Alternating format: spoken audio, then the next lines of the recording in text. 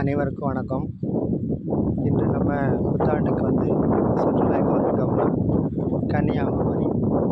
கன்னியாகுமரியில் பார்த்திங்கன்னா இப்போ அந்த கண்ணாடி பாலம் திறந்து வச்சாங்க இல்லையா, அதனால் அந்த நிகழ்ச்சிக்காக காந்தி மண்டபத்தை அலங்கரித்து வச்சுருக்காங்க.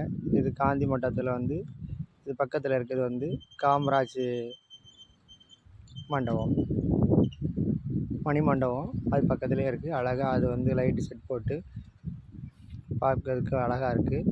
காந்தி மண்டபத்து அருகில் சின்ன பிள்ளைங்களுக்கு விளையாடக்கூடிய இதெல்லாம் இருக்குது.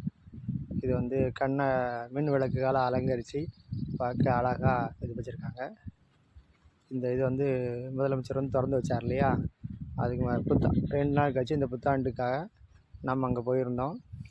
அதில் அதிகாலை 4 மணிக்கு மின் விளக்குகளால் அலங்கரித்து அருமையாக இருக்குது.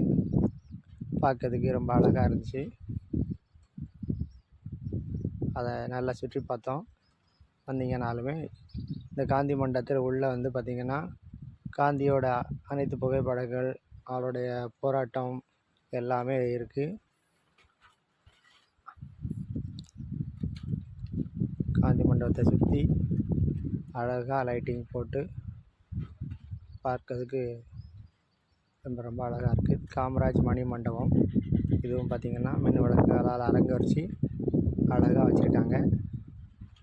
இது காந்தி மகால் உள்ள காந்தியடிகள் நம்ம தேசத்தந்தை அவர்களுடைய அரிய புகைப்படம் எல்லாமே கண்காட்சியாக வச்சுருக்காங்க.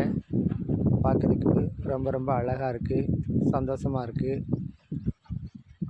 அவரோட வாழ்வில் நடந்த அனைத்து புகைப்படங்கள் எல்லாமே பார்த்திங்கன்னா மிக அழகாக வடிவமைச்சு வச்சுருக்காங்க. இந்த இடம் நல்லா அமைதியாகவும் ரொம்ப சந்தோஷமாகவும் இருக்குது.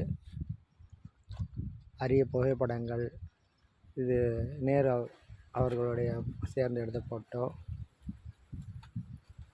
அவருடைய நினைவாக இது எல்லாமே நம்ம பார்த்து மகிழலாம். குழந்தைகள்லாம் கண்டிப்பாக அங்கே கூப்பிட்டு போங்க. அவங்களுக்கு இது மிகுந்த சந்தோஷத்தை தரும். இதில் அவர் பார்த்திங்கன்னா அவரோட கையெழுத்து எல்லாமே இருக்குது.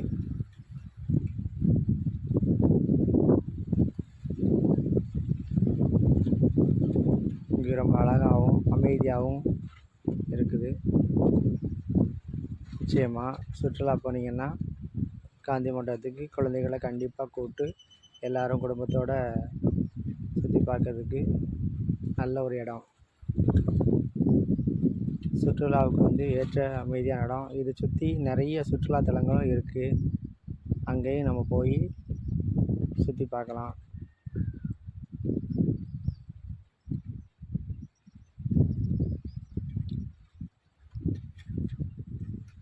இதை சுற்றி சுற்றுலாத்தலங்கள் இரவில் பார்த்திங்கன்னா இந்த திருவள்ளுவர் சிலை,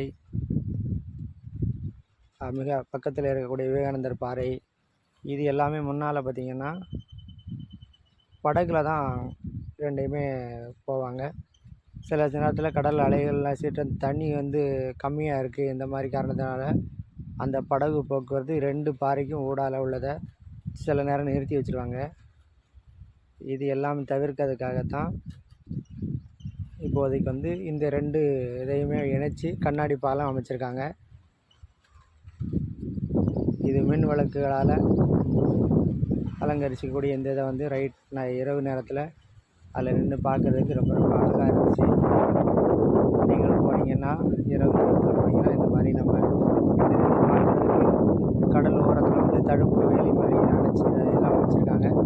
அதில் நின்று பார்த்து அதை ரசித்து பார்க்கறதுக்கு ரொம்ப நல்லா இருக்குது. 4:30 மணிக்கு இதை புத்தாண்டு அன்னைக்கு இந்த வீடியோ எடுத்திருக்கேன். இங்கேருந்து இதை பார்க்குறதுக்கு இந்த கடல் அலைகளோட ரசித்து பார்க்குறதுக்கு குழந்தைகளோட எல்லாரோட பார்க்குறதுக்கு இது அதிகாலை 6 மணி சூரிய உதயத்துக்காக பார்க்குறதுக்காக இங்கே வந்திருந்தோம். இரவில் சூரிய உதயத்தை கடல்லிருந்து வரக்கூடிய அந்த சூரியனை பார்த்து ரசிக்கிறதுக்காக எல்லோரும் இது படகுத்துறை.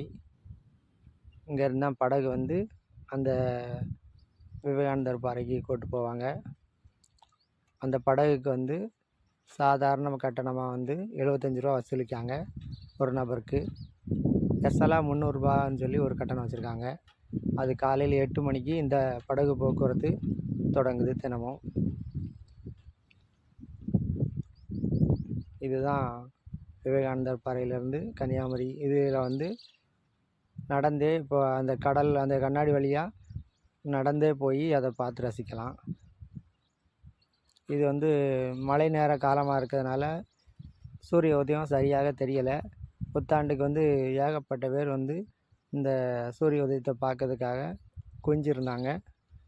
இதில் வந்து மேகமூட்டம் அதிகமாக இருக்கிறதுனால அந்த கடலில் உள்ளேருந்து அந்த சூரியன் வர்றதை பார்க்க முடியலை.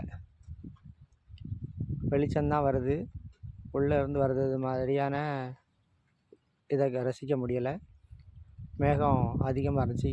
இதில் வந்து சுற்றி இதை சூரிய உதயத்தை காண கூட்டம் ஏகப்பட்ட பேர் நின்றுருந்தாங்க. லட்சக்கணக்கான பேர் வந்து குவிஞ்சிருந்தாங்க. ஆனால் அதை சரியாக காண முடியவில்லை.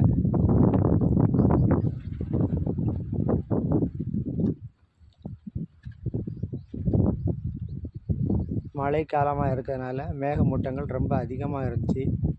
அதனால் வந்து சரியாக அதை காண முடியும்.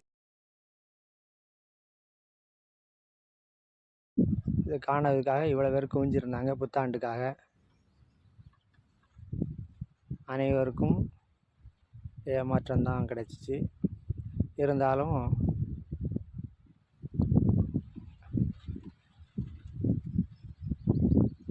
இந்த சுற்றுலாவுக்கு பக்கத்தில் பார்த்திங்கன்னா 55 கிலோமீட்டரில் வந்து திருப்பரப்பு அருவி இருக்குது. 55 கிலோமீட்டரில் கன்னியாகுமரியிலேருந்து 55 கிலோமீட்டரில் இது இருக்குது. கோவளம் கடற்கரை இருக்குது. 77 கிலோமீட்டர் தூரத்தில் கோவளம் கடற்கரை இருக்குது.